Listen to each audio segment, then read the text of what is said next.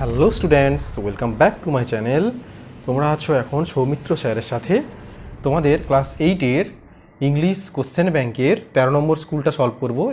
1 থেকে 12 পর্যন্ত school solve হয়ে গেছে। যারা এখনও দেখোনি তোমরা ক্লাস 8-এর প্লেলিস্ট সেকশানে গিয়ে দেখে নাও।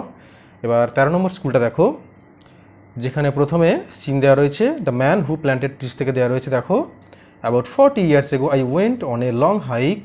প্রায় 40 বছর আগে আমি একটা দীর্ঘ পথযাত্রায় গিয়েছিলাম। Through hills absolutely unknown two tourist, পাহাড়ের মধ্য দিয়ে যে রাস্তাটা ছিল পর্যটকদের কাছে একদমই অজানা। In that very old region where the Alps penetrate into Provence, ওই এলাকায় আবস প্রোভেন্সের ভিতর প্রবেশ করেছিল। It consisted of barren and monotonous islands, এটা একটা পরিত্যক্ত এবং একঘেয়েমি একটা জীবন বা জায়গা। Nothing grew there except wild lavender, সেখানে বন্য ল্যাভেন্ডার ছাড়া কোনো কিছুই জন্মায় না। ল্যাভেন্ডার হচ্ছে ওয়ান কাইন্ড অফ ট্রি, অর্থাৎ এক ধরনের গাছ। I was crossing this country at it's widest part, আমি এই দেশটাকে অতিক্রম করছিলাম তার সবথেকে চওড়া বা প্রশস্ত এলাকাটা দিয়ে। And after walking for 3 days, 3 দিন হাঁটার পর I found myself in the most complete desolation, 3 দিন হাঁটার পর নিজেকে যেন খুব একাকী মনে হচ্ছিল। I was camped next to an abandoned village, আমি হচ্ছে একটা পরিত্যক্ত গ্রামে ক্যাম্প করেছিলাম। I had used the last of my water the day before, আমি আমার কাছে যা জল ছিল আমি গতকাল সব শেষ করে ফেলেছি। And I needed to find মোর, এবং আমাকে অর্থাৎ আমার আরও জল খোঁজার প্রয়োজন ছিল। These ruined houses of the village made me think that there must at one time have been a spring or a well there, এবং এই ধ্বংসপ্রাপ্ত বাড়িগুলোকে দেখে মনে হয় যে এখানে একটা সময় হয় কুয়ো বা কোনো ঝর্ণা ছিল। দেয়ার ওয়াজ ইনডিড এ স্প্রিং, বোধহয় এখানে একটা অবশ্যই ঝর্ণা ছিল, বাট ইট ওয়াজ ড্রাই, কিন্তু এখন সেই ঝর্ণাটা এখন শুকনো বা শুকিয়ে গেছে। লাইফ হ্যাড ডিসঅ্যাপিয়ার্ড, এখানে কোনো প্রাণের চিহ্নই নেই, সমস্ত প্রাণ যেন অদৃশ্য হয়ে গিয়েছে। It was a beautiful June day with plenty of sun, এটা ছিল জুন মাসের একটা দিন, রৌদ্রোজ্জ্বল দিন একটা।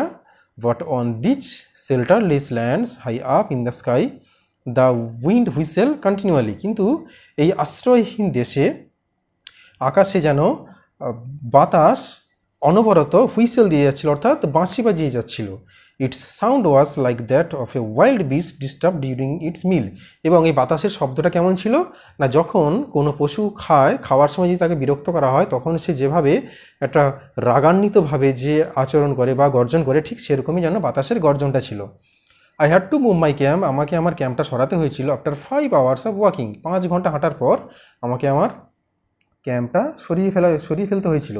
I still had not found water, আমি কোনো জল খুঁজেই পেলাম না। And nothing gave me hope of finding any, এবং আমার মধ্যে কোনো আশাই আর জাগছিল না, কারণ আমি কোনো কিছুই খুঁজে পাচ্ছিলাম না। তো তোমরা দেখো, এটা দেওয়া হয়েছে the man who planted trees থেকে, এই সিনটা দেওয়া রয়েছে। এবার এখান থেকে প্রশ্ন উত্তরগুলো দেখে নাও। দেখো, প্রথমে এর দাগে দিয়েছে অ্যান্সার দ্য ফলোইং কোশ্চেন্স।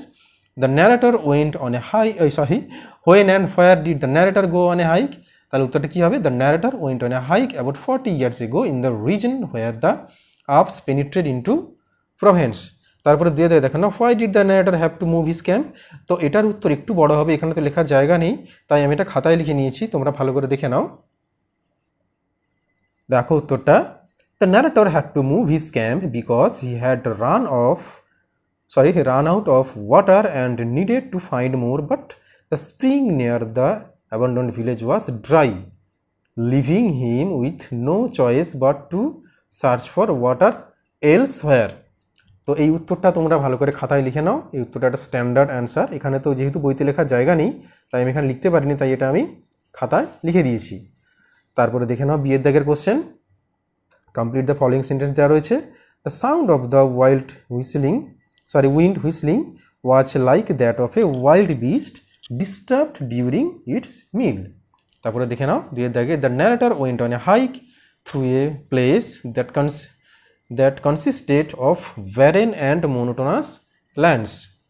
তারপরে 3 দাগে দেখে নাও, the ruined houses of the village made the narrator think that there must have been a spring or a well there. তাহলে তোমাদের সিন থেকে এ এবং বি কমপ্লিট হয়ে গেল। এরপরে দেখে নাও সি এর দাগে দেখে নাও, write down the synonym of the following words, synonym লিখতে হবে, হাইক থেকে হবে ওয়াক, অ্যাবান্ডন থেকে হবে ডেজোলেট। তারপরে দেখে নাও তোমাদের 2 দাগে সামওয়ান থেকে পোয়েম দেওয়া রয়েছে। তো সামওয়ান কবিতাটা এর আগের স্কুলগুলোতে বুঝিয়েছে ভালো করে, তোমরা ওই স্কুলগুলো দেখলে সামওয়ান কবিতাটা বুঝতে পারবে, তবু আমি আরেকবার পড়িয়ে দিচ্ছি। Someone came knocking at my wee small door, কেউ এসে আমার ছোট্ট দরজায় আঘাত করলো। Someone came knocking, I am sure, আমি নিশ্চিত, হ্যাঁ অবশ্যই কেউ এসেছিল, এসে আঘাত করেছিল। আই লিসেন্ড, আই ওপেন্ড, এবং আমি শুনেছি আওয়াজটা, এবং আমি দরজাও খুলেছি। I look to left and right, আমি বাম দিক থেকে ডান দিকে দেখেওছি।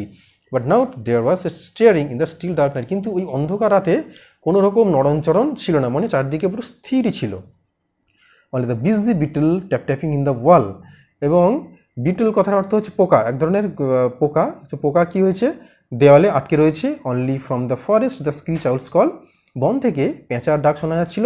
Only the cricket whistling while the dew drops fall, এবং যখন শিশিরের যে বিন্দু শিশির পড়ছিল তখন ঝিঁঝি পোকাগুলো ডাকছিল। So I know not came knocking, তাই আমি জানতে পারলাম না যে অ্যাকচুয়ালি কে এসেছিল আমার দরজায়, এবং কে এসেছিল অ্যাট অল, এবং কে এসেছিল আমার দরজায় এবং ধাক্কা দিয়ে চলে গেল। তো তোমাদের সামওয়ান পোয়েম থেকে এটা একটা প্যারা তুলে দেওয়া ছিল। এবং হচ্ছে এরপরে কোশ্চেন আনসারগুলো দেখে নাও। What was the busy beetle doing, the busy beetle was tapping in the wall. তারপরে দেখে নাও what was the poet sure about, answer দেখে নাও। The poet was sure that someone had come knocking at his quiet house despite finding no one when he opened the door, অর্থাৎ যে যখন দরজাটা খুললো সে কাউকেই দেখতে পায়নি। তাহলে স্টুডেন্টস তোমরা দেখো তোমাদের পার্ট 1, অর্থাৎ তোমরা জানো যে ভিডিওটা একটু লং হয়ে যায় বলে আমি ভিডিওটাকে দুটো ভাগে ভাগ করে দিয়েছি। পার্ট 1 অর্থাৎ সিন, এবং পার্ট 2তে আনসিন এবং গ্রামার রেখেছি। তোমরা 13 নম্বর স্কুলে শিলিগুড়ি বরদাকান্ত বিদ্যাপীঠের দেখো 13 নম্বরের সিনটা করিয়ে দিলাম, তোমরা খুব ভালো করে এটা দেখে নাও এবং খাতায় নোট করে নাও। তোমরা খাতায় লিখলে লেখাটা প্র্যাকটিস হবে এবং হাতে লেখাটাও সুন্দর হবে। এরপরে আসবো পার্ট 2 অর্থাৎ আনসিন এবং গ্রামার নিয়ে, ততক্ষণ তোমরা পার্ট 1টা দেখে নাও। এবং যারা এখনও আগের স্কুলগুলো দেখোনি, অর্থাৎ 1 থেকে 12 পর্যন্ত স্কুলগুলো সব সলভ করে দিয়েছি, তোমরা দেখো প্লেলিস্ট সেকশানে ক্লাস 8-এর ওখানে যাও, ক্লাস 8-এর ওখানে প্লেলিস্টে রয়েছে, দেখো এইখানে তোমাদের 1 থেকে 12 পর্যন্ত সব স্কুল পেয়ে যাবে। তোমরা আগেগুলো ভালো করে নাও, তারপর 13 নম্বর স্কুলটা ভালো করে প্র্যাকটিস করো পার্ট 1টা। এরপরে আসবো 13 নম্বর স্কুলের পার্ট 2 নিয়ে, অর্থাৎ আনসিন এবং গ্রামার নিয়ে, ততক্ষণ তোমরা খুব ভালো করে প্র্যাকটিস করো। আর যারা আমার চ্যানেলে এখনও সাবস্ক্রাইব করোনি, তোমরা সাবস্ক্রাইব করে দিতে পারো, কারণ এরপরে যখন নতুন ভিডিও ছাড়বো তখন তোমাদের সামনেই চলে যাবে, তোমাদের কষ্ট করে খুঁজতে হবে না। তাই এবং ভিডিওটা যদি তোমাদের সত্যি ভালো লেগে থাকে তাহলে তোমরা একটা ভিডিওতে লাইক করতে পারো, এবং যারা এখনও সাবস্ক্রাইব করোনি তোমরা সাবস্ক্রাইব করে দিতে পারো।